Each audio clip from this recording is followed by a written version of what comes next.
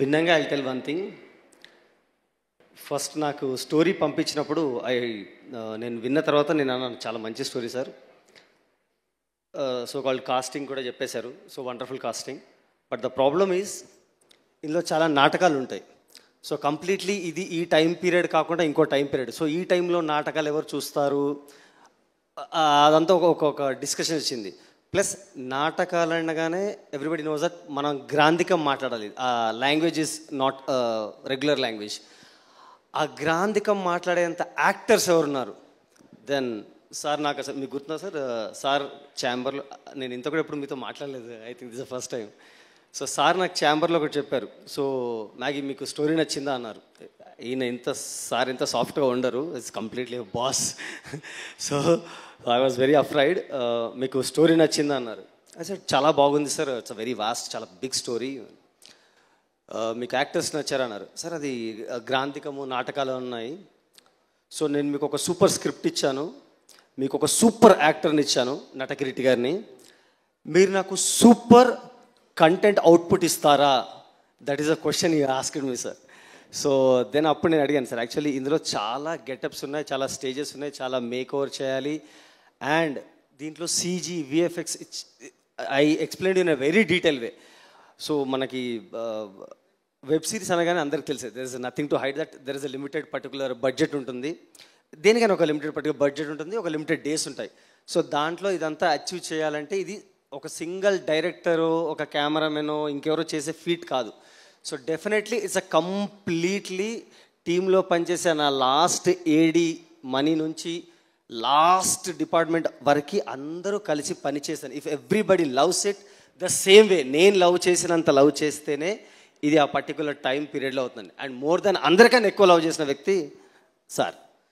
ఎప్పటికప్పుడు నాకు మీటింగ్లో కూర్చోబెట్టి ఒక్కటే స్టంట్ విఎఫ్ఎక్స్ని వాడు, ఎంత వాట్ ఎవర్ ద గ్రాండియర్, మీరు ఇప్పటిదాకా చప్పట్లు కొట్టిన నరసింహ అవతారానికి కానీ, వామన అవతారానికి కానీ, పరశురామ, భీమ, ఎవ్రీథింగ్ ఎక్కడైనా సరే నార్మల్ ఖర్చులో అది అవ్వదు. But I really thank you sir. మీకు ఎప్పుడు ఇది నేను మెసేజ్లో చెప్పడం తప్ప డైరెక్ట్గా చెప్పే ఆపర్చునిటీ దొరకలేదు. So I utilize this. Budget అన్న వర్డ్ని I think he's the first producer I met. నేను ఎప్పుడైనా మాట్లాడితే ఆయన అన్నారు బడ్జెట్ నీ ఇష్యూ కాదు. ఈ got a very clarity. Budget director issue కాదు మ్యాగీ, అది నీ ఇష్యూ కాదు. I will look after that. దానికి నా ఎగ్జిక్యూటివ్ ప్రొడ్యూసర్స్ ఉన్నారు, యూ రిమెంబర్ సార్, అది వాళ్ళు చూసుకుంటారు. You just concentrate on the output. So I think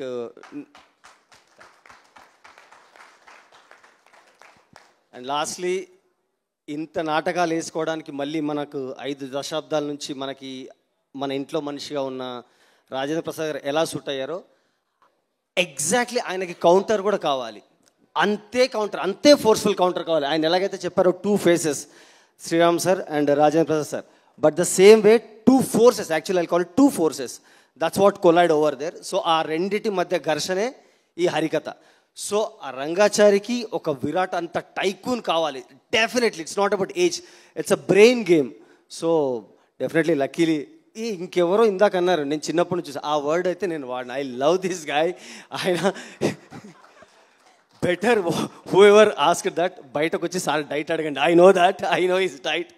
so I sincerely after Rajendra Prasad గారి తర్వాత నేను బాగా నమ్మిన వ్యక్తి సారే. ఎందుకంటే నేను ఇది స్టేజ్ బుక్ పైన ఉన్నాను చెప్పట్లేదు.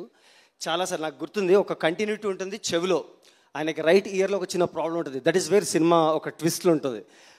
నేను హీ నోస్ దట్ 100 పనుల్లో ఉంటాడు డైరెక్టర్ అని. బట్ ఎవ్రీ టైం చూడండి ఎంత స్వీట్నెస్. ఆయన నా దగ్గరకు వచ్చి అడిగేవారు, ఇంతమంది ఉన్నారు కూడా అసిస్టెంట్ డైరెక్టర్స్ అందరూ వాళ్ళు చూసుకుంటారు. బట్ ఎగ్జాక్ట్లీ అప్పుడు ఎప్పుడో సీన్ తీసాం అరకులో, దాని కంటిన్యూటీ ఇక్కడ తీస్తున్నాం, వచ్చారు సార్ ఈ చెవిలో ఇప్పుడు ఉంటుందా అని. సో సిన్సియర్లీ సార్, నా మీ కంటిన్యూటీకి నేను I always love you for that sir. And rest ఏదైనా నడవాలంటే ఒక గ్లామర్ కూడా ఉండాలి అంటారు. సో నేను దివి గురించి మాట్లాడట్లేదు.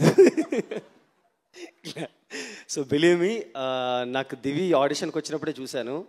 After 3-4 auditions I spoke with her very randomly. అంటే అసలు ఈ అమ్మాయిని ఎవ్రీబడి సెడ్ ఇది ఓపెన్గా, అంటే సార్ ఈ అమ్మాయి కత్తిలా ఉంటుంది సార్. ఐమ్ సారీ స్వామి, స్వామిని పక్కన పెట్టించారు. సో అమ్మాయి చాలా అందంగా ఉంటుంది, చాలా బ్యూటిఫుల్ ఉంటుంది, మంచిది సార్. బట్ ఒక్క పర్ఫార్మెన్స్ అంటే చాలా ఇచ్చింది, దిస్ కైండ్ ఆఫ్ చేయగలదా అన్నప్పుడు నౌ ద ఆన్సర్ ఈజ్ చామంతి. So she did wonderful job. So తననే కాదు, so everybody did wonderful job. So thank you and thank you everybody. ఎవరినైనా మర్చిపోయినా అందరినీ 13 తర్వాత మళ్ళీ ఏ ఈవెంట్ అయినా అక్కడ అందరికీ థ్యాంక్ యూ చెప్తాను. And my team, I love you. మీరు లేకుండా ఎప్పటికీ చేయలేను రాబాయ్. మీరు సూపర్ రాబాయ్. Thank you everyone. Thank you.